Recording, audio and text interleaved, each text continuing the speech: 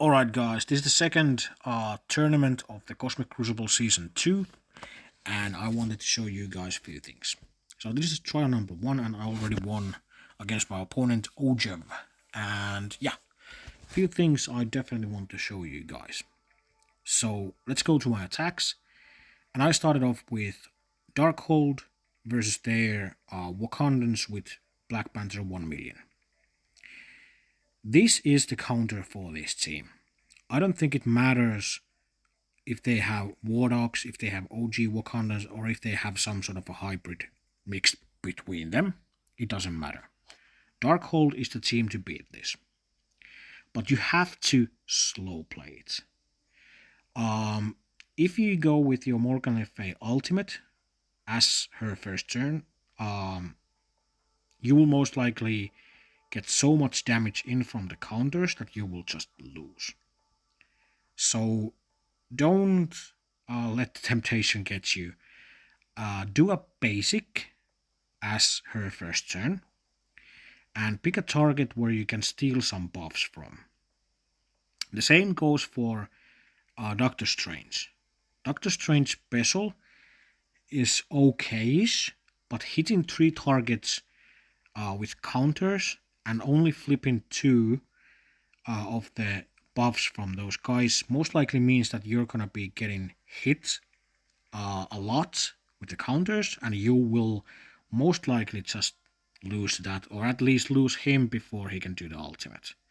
So the better idea is actually start off with the basic with him as well, because you have a lot more buffs to flip with the basic than with the special. The special has the turn meter rewind, which is of course amazing, but in this fight you have to slow play it or you will just die.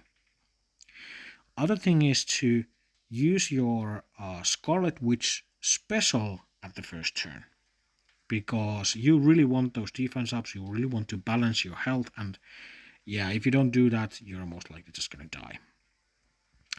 And the same goes for Agatha. You might want to start with the Agatha ultimate, depending on how the team sort of is at the moment. That offense down if you can get it to land if they don't have immunities, and that barrier to your team might make the difference between winning and losing. So slow play it and you will have easy time winning this. My team looks to be like really close to dying, but it was like under control all the time. It was a super easy win once I just went with the basics and slow played it and made sure that I didn't die. These guys don't have any problems killing this team, they just need to survive the initial burst. So that's my advice to you guys, and hopefully you can deal with this node as well. Alright. Next I actually went to room number 4, which is the sort of a second boogeyman in this season. And of course the obvious choice is to have your unlimited in there. And to me, the most obvious choice to actually beat this node is to 2-tap it, having whatever team as your first team, which can soak as many abilities from the unlimited team as you possibly can. And then going in with your Gamma, because Gamma will have no problems clearing this node once you have soaked most of their important abilities. Actually, I used my Rebirth as the sack attack, and they're actually quite fine at this work, because I could actually go through all of their turns until I got the ultimate from Gambit, and if you get to soak that ultimate from Gambit, you're really good for the Gamma attack. And for the Gamma attack, yeah, it's a super easy after that. It's self-explanatory after that. You don't have to do anything special after that. Just kill Gambit and do your Red Hulk ultimate and you're just golden. So no problems there. After this, I went, and actually, yes, my opponent went first, and I knew right away that he actually missed a room. So I had no problems doing these sack attacks on these nodes and 2-tapping them. I knew that if I just clear every room, I will be winning. And that's exactly what I did. I didn't want to like risk it for one shot. I just went with 2 taps, and that works wonders. So on stage 5, I used my usual sack attack of 5 of my weakest tunes and just let the Spider-Man 2099 kill them with the ultimate, and then go in with my clear up team. The problem with my sack attack is that I have hand characters as the weakest characters, and they have like a 5% chance to dodge. So there's like a small chance that they will be dodging, and then I would have to pause the game so that Spider Weaver wouldn't take a turn. So I have to like put it on 2 times speed and keep my hand on the pause button in case some of them dodges. But they didn't dodge at this time, and it was an easy 2 tap with the Eternals, with Loki and Silver Surfer. And I think it doesn't really matter which you have as the 5th. Just use whatever character you have available that has some use in this node or in this stage. The idea is pretty simple. Once you go with the second attack, you just hope that your Cersei doesn't get stunned, and ability blocked. And if she doesn't, you're just going to be turn meter rewinding them, and then you're going to be using a Silver Surfer to ability block the Spider Weaver, and then you're going to be just doing damage, and then you're going to be stunning the Spider Weaver with your Cersei special, and she won't do anything except for damage maybe, and it's really easy out of that. And then I went for room number 1, I think, which was the Young Avengers. I went with the Swiss Army knife against this team, which is the A-Force with Doom. Super easy. Lost a character, but didn't matter because it's not about efficiency when you're just trying to clear every room for the win. Then I went against his Hydra Zemo Underworld combination, and he actually used Winter Soldier in here, which was sort of interesting. Didn't pose a threat, but yeah, I'm always up for new ideas, but it didn't feel like a good addition to this team. And it was a pretty easy cleanup with this. Not a cleanup, but actual one shot with the Infinity Watch. Then he had a super interesting team as the room number in the room number 3 or stage 3, where he had parts of the Rebirth team with Ultron and Titania. And yeah, I was sort of surprised on Titania. She actually can do something, and it feels like she will be a good addition to the Masters of Evil team. And definitely once she gets all the stars and red stars in the team, she will be forced to be reckoned with, in a sense that it felt like she has potential.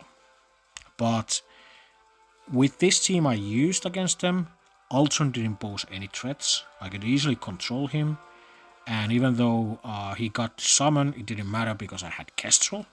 So that was sort of felt like